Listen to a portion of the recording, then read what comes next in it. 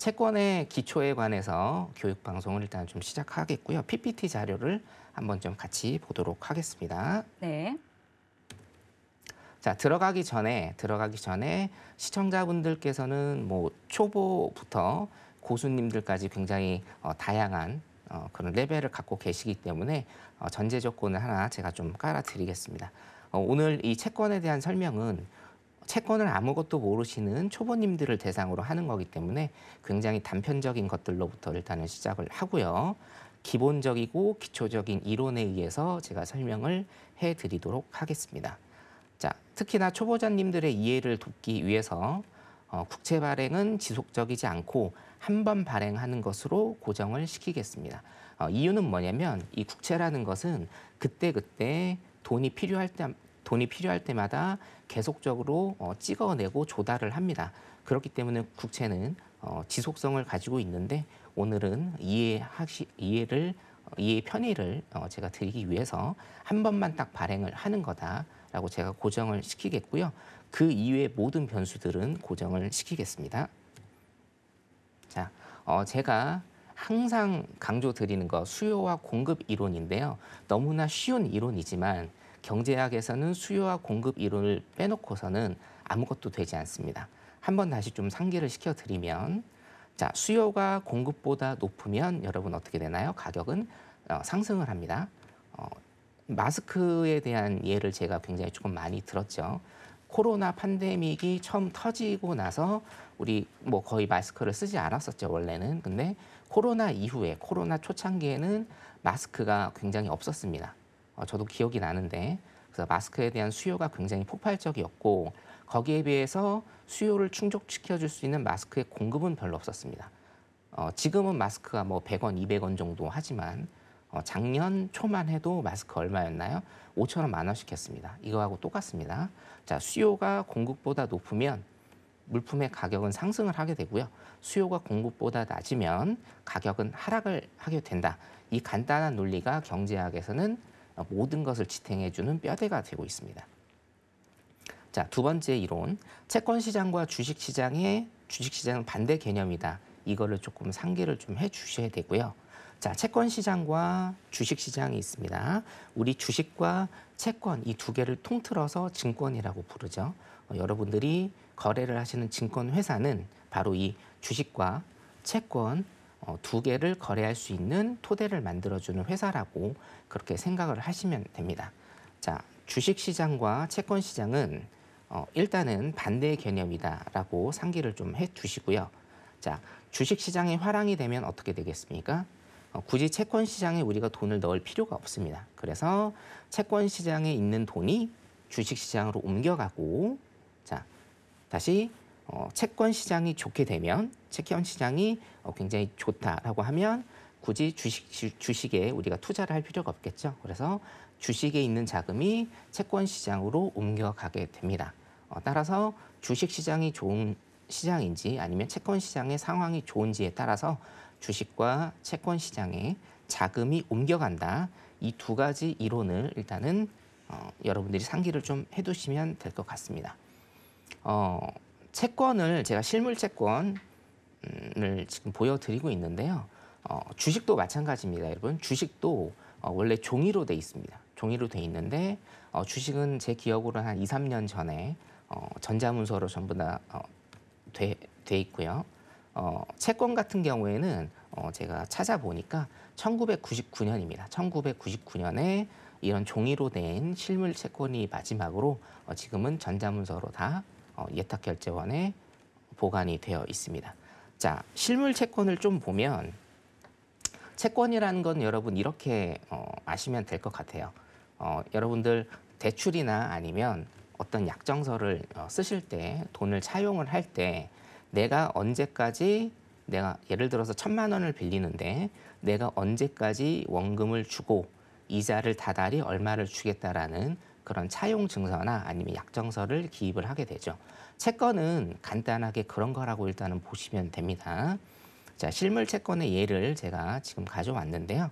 중진공에서 1998년입니다. 빨간색 네모 박스 있죠? 1998년에 발행이 된 거고요. 5년짜리 채권입니다. 5년짜리 2003년에 만기가 되는 5년짜리입니다. 자, 발행일이 1998년 12월 31일입니다. 자, 중소기업진흥공단에서 어떤 사업을 하려는데 돈이 필요합니다. 돈이 필요해서 공채라고 하거든요. 이 공채 채권을 발행을 하죠. 1억 원짜리를. 자, 우리가 어떤 사업을 하는데 1억 원짜리 채권을 우리가 발행을 할 테니 당신이 좀 사달라.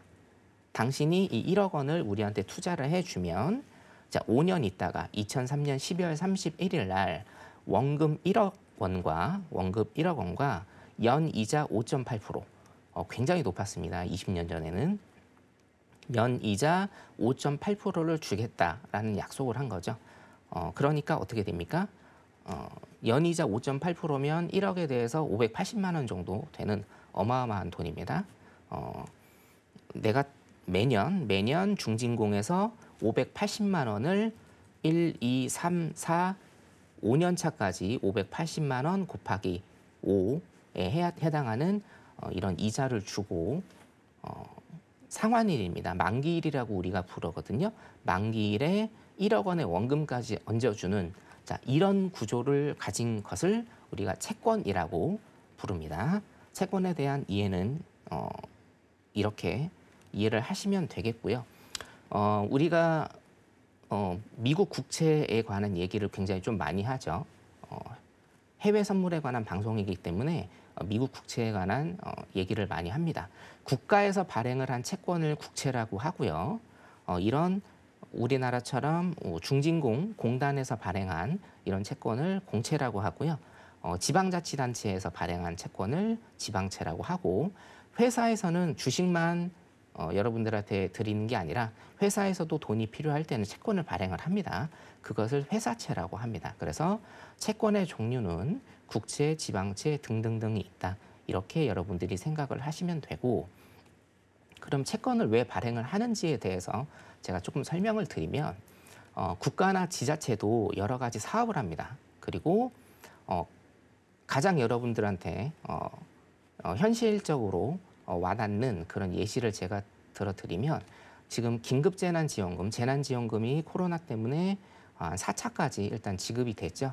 그 긴급재난지원금은 어디에서 주나요? 국가에서 주는 겁니다. 정부에서 주는데 정부에서 무슨 금고에서 돈이 쌓여 있어서 그거를 우리 국민들한테 주는 게 아니고 이런 채권을 발행을 합니다. 채권을 발행을 해서 어느 누군가가 또 채권을 사겠죠. 기관이 채권을 살 수도 있고 아니면 우리 개인 국민들이 채권을 살 수도 있습니다. 그 모아진 돈으로 지금 긴급재난지원금을 여러분들한테 준다라는 생각을 가지시면 이해가 빠르실 것 같습니다. 자, 그러면 여기에서 의문사항이 하나 조금 생기고요. 사실은 오늘 채권 교육을 하는 가장 핵심 포인트인데 자, 채권의 원금과 이자는 이 증서에 화체가 되어 있습니다. 적혀 있다라는 표현을 우리가 화체되어 있다라고 하는데 자, 원금 1억 원을 주고 이자율도 5.8%로 명시가 돼 있습니다. 자, 그런데 우리가 미 국채 금리 차트를 봐도 자, 뉴스에서 아니면 저희가 얘기하는 거에 대해서 채권 금리, 뭐 수익률, 채권 가격이 변동한다는 뉴스가 계속 나오죠. 자, 채권은 이렇게 원금과 이자가 고정이 돼 있는데 왜 채권의 금리, 이자라고 일단은 치면 채권의 금리는 왜 오르고 내리는 것일까? 그리고 채권 가격은 여기 보시다시피 우리가 원금입니다. 원금이 1억 원, 제가 실물채권 예시를 들어드린 여기에 대해서는 원금이 1억 원으로 고정이 되어 있는데 채권 가격이 왜 1억 원 밑으로 가고 1억 원 위로 가는지 이게 사실은 채권을 이해하시는 핵심 포인트라고 볼 수가 있습니다. 자, 서두에 말씀드린 바와 같이 채권은 지금 딱 한 번만 발행을 하고요. 모든 변수들은 고정되어 있는 걸로 다시 한번 시작을 하겠습니다. 자, 예시를 들어드릴게요. 1년 만기 국채 원금 100만 원, 연 2%의 채권이 있다라고 가정을 하겠습니다. 자, 지금 내가 여러분들이 이 채권을 가지고 있어요. 내가 100만 원을 가지고 연 2%의 채권을 샀습니다. 자, 그런데 제가 돈이 필요해서 여러분들이 돈이 필요해서 이 채권을 급하게 팔아야 되는 사정이 있습니다. 그렇죠? 예, 인생은 모르니까요. 그래서 채권도 채권 시장에서 유통이 되고 주식과 마찬가지로 이 손절의 개념이 있습니다. 처분 가능하다는 얘기예요. 제가 지금 채권 100만 원어치를 가지고 있는데 100만 원짜리 채권 한 장을 가지고 있는데 이게 돈이 너무 급해서 팔아야 됩니다. 근데 이거를 100만 원에 내놓는다라고 하면 여러분들은 채권을 사는 입장에선 이걸 사실 건가요? 굳이 이 개인한테 채권을 살 필요가 없죠. 왜? 100만 원 가지고 어차피 채권 가격이 100만 원이기 때문에 100만 원 가지고 내가 사면 되는 거거든요. 따라서 여기에서 채권의 프리미엄이라는 개념이 붙는데 채권 프리미엄이라는 개념은 여러분들이 차후에 아셔도 되는 개념이고 이 채권을 어떻게 합니까? 당땡 마켓처럼 여러분들 많이 이용하시 요즘에 굉장히 활성화되어 있는 당땡 마켓처럼 내가 가격을 낮춰서 채권 시장에 내놓는 겁니다. 자, 채권 100만 원짜리를 90만 원에 내가 B라는 사람한테 넘겨요. 그럼 B는 당연히 이 채권을 사겠죠. 자, 그럼 B라는 사람은 1년 후에 어떻게 됩니까? 나는 90만 원을 주고 A라는 사람한테 이 채권을 샀어요. 근데 1년 후에 나는 원금 100만 원과 이자 2%를 받게 되는 겁니다. 그러면 총 102만 원의 수익 창출을 하게 되는 거죠. 이걸 조금 디테일하게 본다라고 하면 B라는 사람은 90만 원을 투자를 하고 1년 후에 원금 100만 원과 이자 2만 원을 받게 돼서 총 102만 원을 받게 되고요. 90만 원을 투자를 해서 내가 12만 원의 수익을 올렸죠. 12만 원의 수익을 얻게 됐기 때문에 총 수익률은 13%의 수익을 올리게 되는 겁니다. 자, 제가 종이컵으로 조금 설명을 다시 해드리면 자, 이 종이컵이 풀로 102만 원이라는 채권입니다. 102만 원의 채권인데요. 내가 이거를 급하게 팔아야 됩니다. 자, 채권 가격이 여기에 형성이 돼 있는데 내가 이거를 급하게 팔아야 돼서 채권 가격을 낮춰서 파는 겁니다. 자, 그러면 채권 가격을 낮춰서 팔면 채권의 수익률이죠. 채권의 수익률은 어떻게 됩니까? 채권의 수익률은 높아집니다. 채권의 수익률이 높아지니까 채권의 금리가 높아지는 거예요. PPT 잠깐 보세요. 내가 90만 원을 투자를 하고 총 102만 원의 수익을 얻었습니다. 12만 원의 수익을 얻었죠. 자, 그러면 채권의 수요라는 개념에서 보면 채권의 수요가 감소를 한 거죠. 자, 가격이 낮아졌습니다. 채권의 수요가 감소를 하기 때문에 어떻게 됐습니까? 채권 가격은 낮아졌고 채권 가격이 낮아졌기 때문에 오히려 채권의 수익률과 채권 금리, 채권 이자율은 높아지는 이런 현상이 발생을 하게 되는 겁니다. 자, 그래서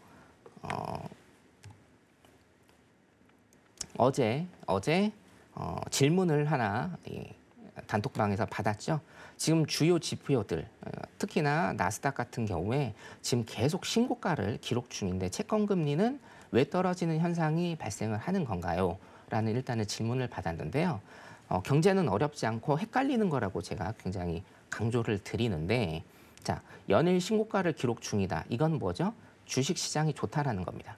주식시장이 좋다. 그러면 채권 시장에서 주식시장으로 자금 이동을 한다. 자, 그러면 채권에 대한 수요가 어떻게 될까요? 주식시장이 화랑이어서 주식을 계속 사고 있으니까 채권에 대한 수요는 낮아지게 되겠죠. 자, 수요와 공급 이론에서 수요가 낮아지면 가격은 어떻게 됩니까? 수요가 낮아지기 때문에 가격이 높아진다. 그래서 채권 금리가 낮아지게 된다. 그런데 왜 채권 금리는 떨어지게 되는 것인가? 여기에 대해서 질문을 받았고요. 단기적으로는 공급에 관한 문제라고 일단 제가 어저께 언급을 좀 해드렸습니다. 인프라 법안이 통과는 됐는데 지금 50%로 다운이 돼서 통과가 됐습니다. 그렇기 때문에 물론 이제 인프라 법안을 상정했고 그게 통과가 돼서 그 자금이 필요하죠. 자금이 필요한데 그 자금 조달을 무조건 채권으로 자금 조달을 하는 것은 아닙니다. 하지만 한 3조 정도 되는 예를 들어서 3조 정도 되는 국채를 발행을 해야 되는데 이게 반절로 줄었다라고 하면 국채 공급량이 줄어들게 되는 겁니다. 단기적으로. 그렇기 때문에 채권 금리가 떨어지게 되는 이런 현상이다라고 여러분들이 이해를 하시면 되겠습니다. 사실은 이 내용이 1시간에서 2시간짜리 주말 특강 내용인데요. 제가 오늘은 짧게 조금 설명을 드렸고 단톡방에 들어오셔서 주말 특강 항상 목요일 날 채권 강의를 제가 올려드리고 있습니다. 그래서 노란 톡방에 들어오시면 채권에 관한 교육 목요일에 항상 들으실 수 있을 겁니다. 오늘 채권 교육은 여기에서 마치도록 하겠습니다.